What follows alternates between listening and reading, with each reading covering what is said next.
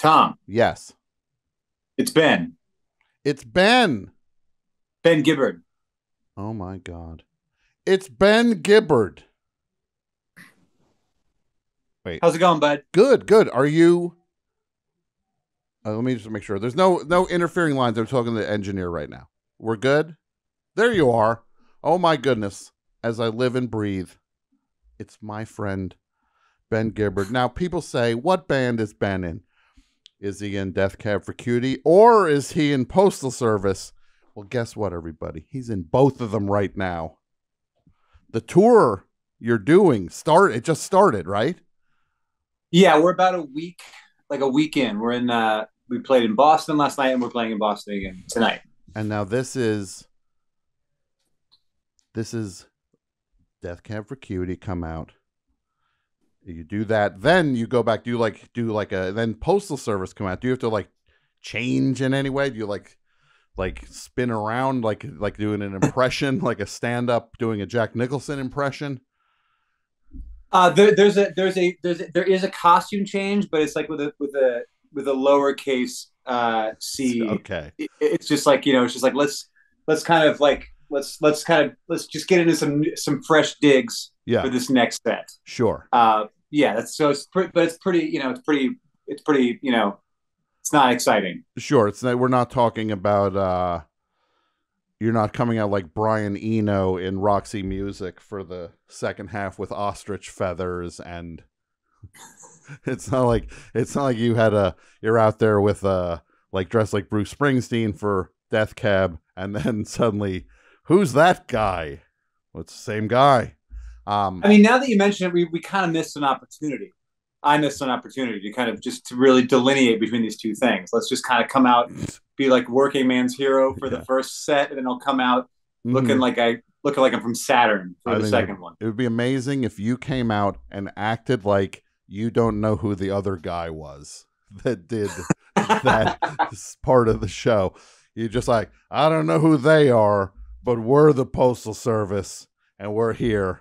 And then when you're in Death Cab mood, you're like, all right, we're doing our thing. This next crew's going to come out here and play some songs. No idea what their deal is. Again, we should have consulted before this tour started, because I feel there's a lot more exciting ideas here, even in these first 2 minutes of this call. You got to get me on board for these things, Ben. Yeah, right. For the blue sky part of it. So you look back, this commemorates a period in the early 2000s. Both projects. Death Cab was your primary band.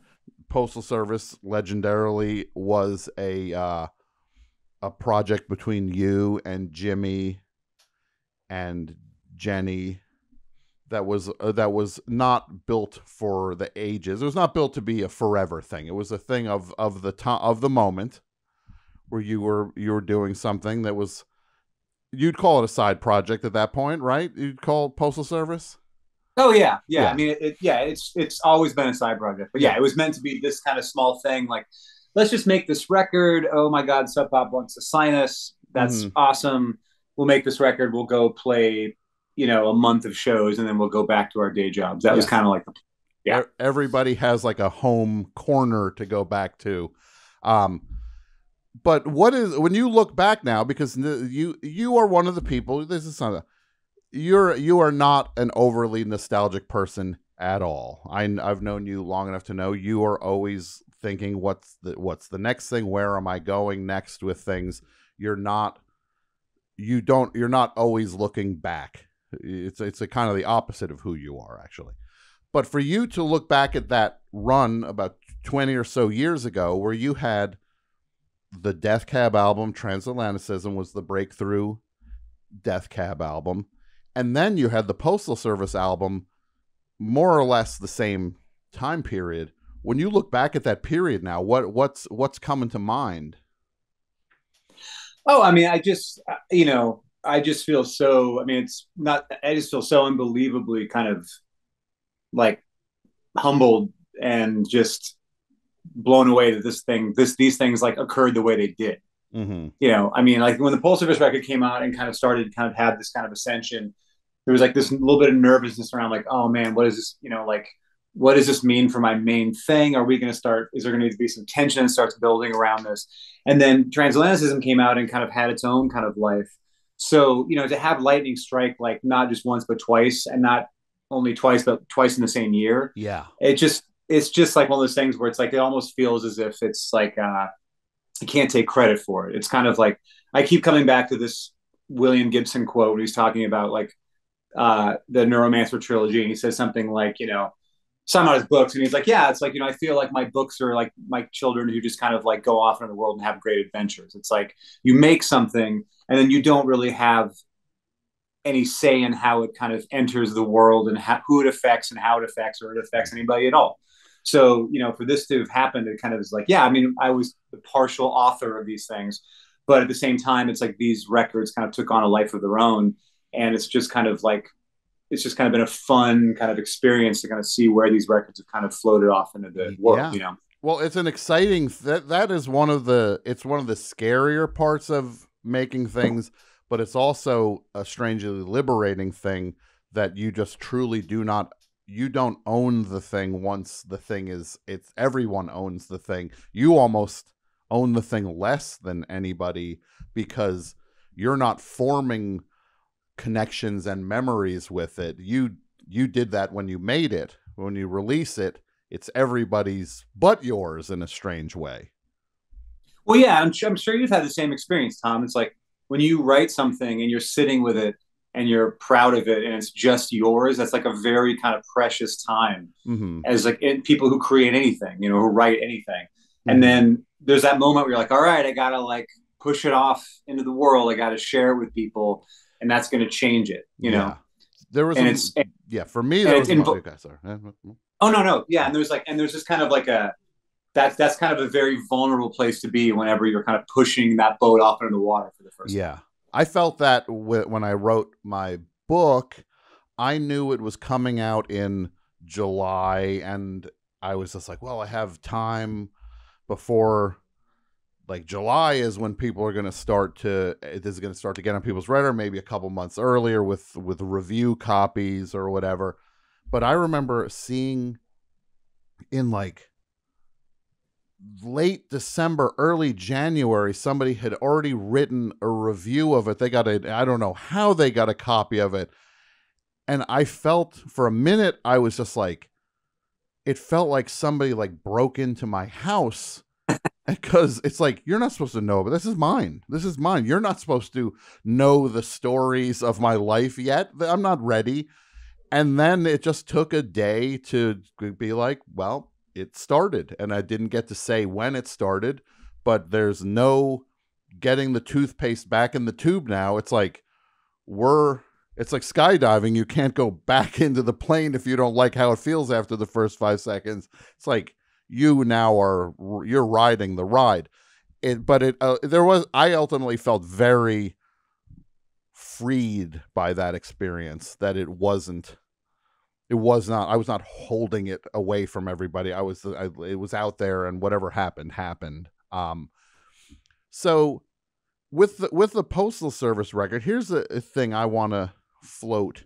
You tell me, because for this record to have caught the fancy of so many people, how do you think that relates to the way at that point in time people were consuming music? Because it's a very internal album for a lot of people. It's like an album that it's their friend, and they have a one-to-one connection with it. It's kind of around when people were listening to a lot of stuff on portable devices and smaller things, and more or less when what was this is first of all, I've been up for a day and a half. I was just going to ask how you're doing, Tom. I was I'm that was my first question. Doing all right. How you are doing? I'm doing all right. Ben, this is the weirdest thing. The words are not coming now. What was the thing that was called an thing that had iPod? An iPod. Oh my God. This is bad. Tom. This is bad. This is bad now. like it kind of, but there is a thing where music was getting more. It was people were consuming it in a different way, and that album really plays. It plays to the album's strengths to listen to it in an intimate way. Yeah, I think there's something to that theory. I think also I think the early aughts were kind of one of the last times where music kind of felt like a secret. Mm-hmm. Like if you were like if and you know I'm kind of working through this in real time, so bear with me. But Sure. like I think it's a thing where it's like everything is obviously everything is accessible to everybody at all times, always now. Yes. Um, and so I get less of a sense from people that I know that obscure things are defining them in a way that they did when we were younger, if that makes sense. And it feels like maybe in the early aughts there was this period where it was like kind of the last vestige of like finding something that feels like your intimately yours.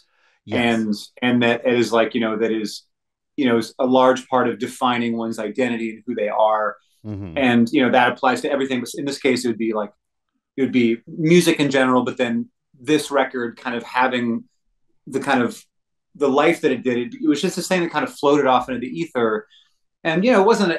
I would never imply that Sub Pop was not working the record, but it was never meant to be like this is not the new Shins record. This is like a thing, a fun record that we're going to put out. And I just started to kind of notice it starting to float into places in the world that I never would have thought it kind of ending up. Yeah. And people seem to kind of form this like pretty intense relationship with it that was unique to anything that I had been involved with making at that point.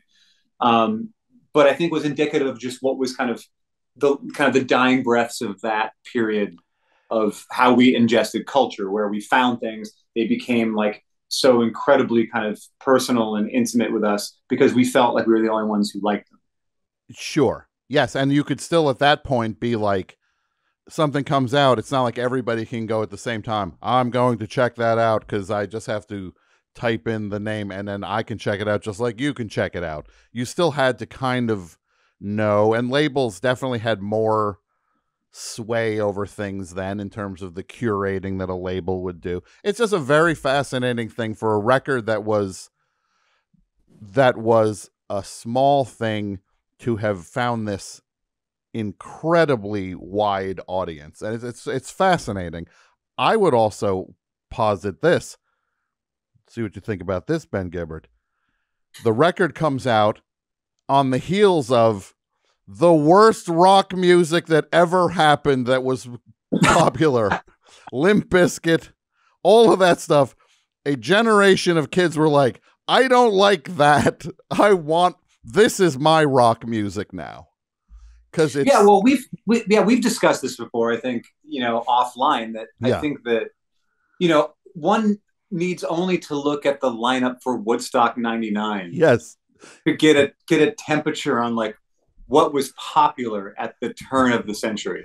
And then you see a group of kids rushing to this warmer album that can actually be their friend. That's not screaming in their face.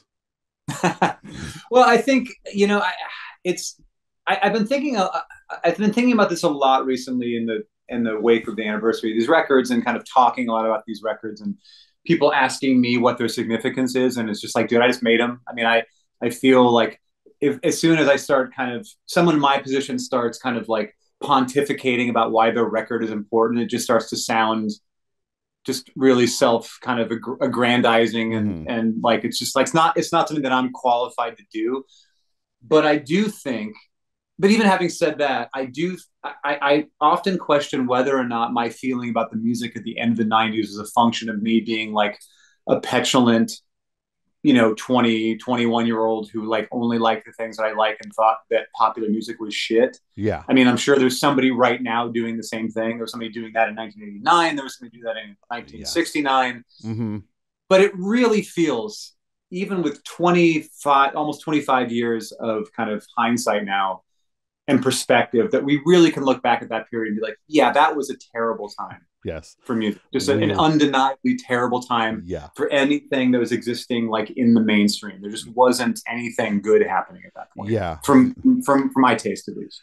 It's I'm going to put another thing out there. Post 9/11, people want something that makes them feel comfortable. And that's what the record also provided for a lot of people. A sense of comfort and solace. It caught a moment, and it's so fascinating to me. I'm not trying to be inside baseball or focus on the least interesting part of anything, which is the business side of things. But it is something to watch a piece of art that was not meant to be for everyone, be for a whole lot of people. And it's a pretty magical event is what it actually is, to see something click like that. But the whole time, you're doing Death Cab. You guys are working hard, and it's a different style for you, a different style for the band. And there was never, ever, though, the temptation. Postal Service was always a side project. I know you have felt incredibly strong about that it was like, but were people ever going like, come on, just do one more? What would it kill you to do one more record? Like Jimmy and I tried to make a second record. We started a second record, and it just became apparent very quickly that there was just not enough time in the day, so to speak, to like follow up Transatlanticism and to also do a follow up on Give Up, and to have them both go well. Like there was just, at that point, Death Cab was touring 8-9 months out of the year. I was struggling to find time to write for the next Death Cab record, let alone like another Postal Service record, because I only really write at home. I kind of need to have my stuff. It just became apparent that, and Jimmy and I kind of started working on some things, but nothing really kind of took off. Nothing really felt like it was very good. So something had to give. And I guess technically we still owe Sub Pop a second record, even though it's been 20 years. I think you've done all right by Sub Pop. I think they'll let you slide on that one. I think we're fine. I think we're good as well. But also, I mean, it's also a testament to just, obviously, Jimmy, we've all worked together before, and Jimmy's just the incredibly sweet, like kind, person who is not in any way a careerist. And I think this could have gone horribly wrong if I had made this record with somebody who was like, look, man, you got to quit Death Cab. You got to do this. This is bigger now. It could have been really bad, if I had made that record with almost anybody else. I just picture Jimmy leaning on you and being like, come on, don't be a dick. We got a lot. We're leaving a ton of money on the table. What are we doing? I don't want to have to beat you up. I'm looking at this vacation spot in Aspen. I'd really like to put it down. Come on, Ben. Man up. We got to do a Postal Service record.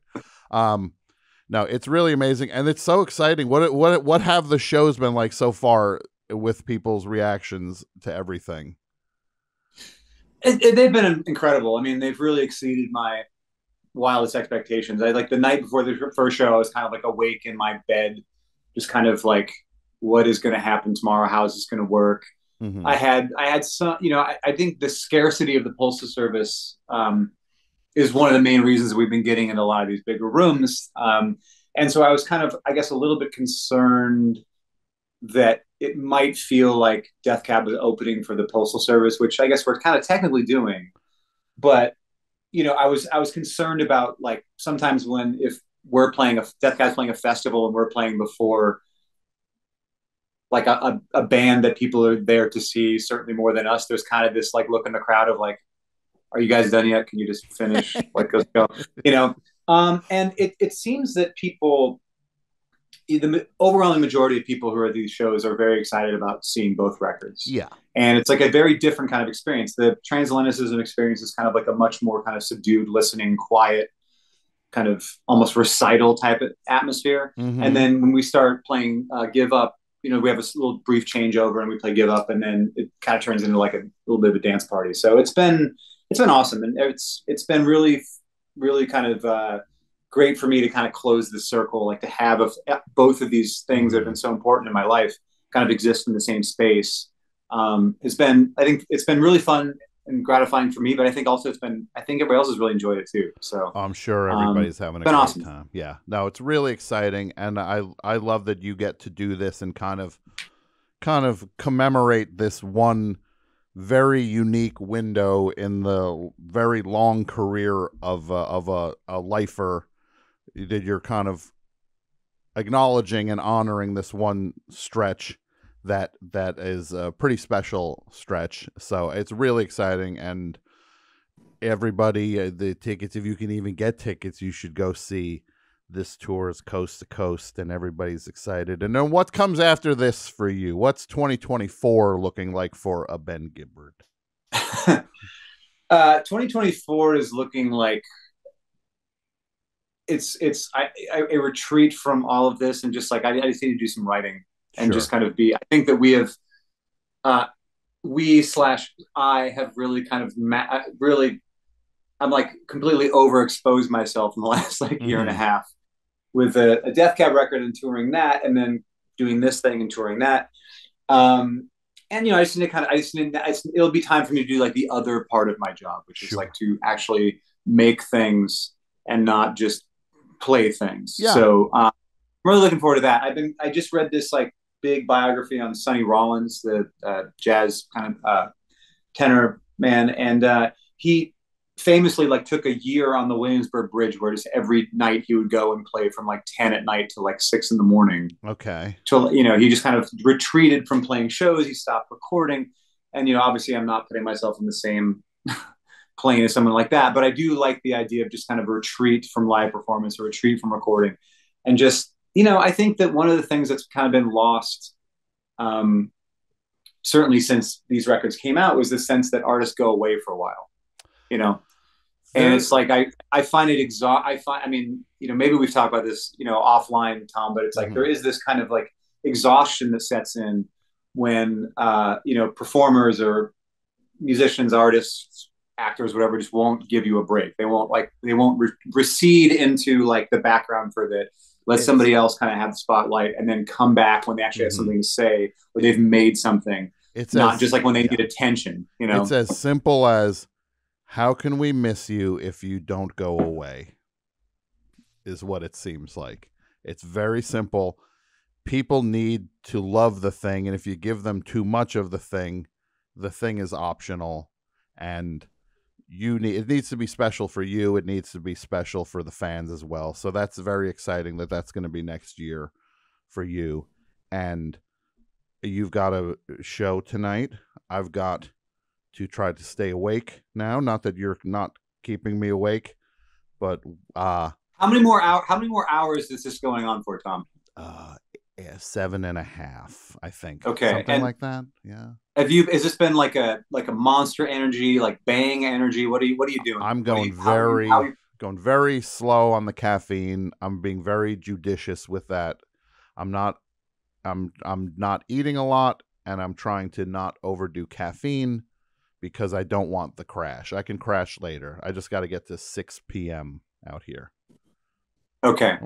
It's gonna be fine. I mean, this is a Herculean effort you are undertaking yet again. So my hat's off to you. This is like a pretty incredible thing to be trying to pull off. Well, Ben, I appreciate it, and I appreciate everything you do, and I'm looking forward to seeing you in October when you're out here. Absolutely, I am too, Tom. And good luck with the last 7.5 hours. It is 7.5 hours, something like that. Yeah, something like that. All right. Thanks so much, buddy. I'll talk to you soon. Okay, I'll talk to you later. All right, bye.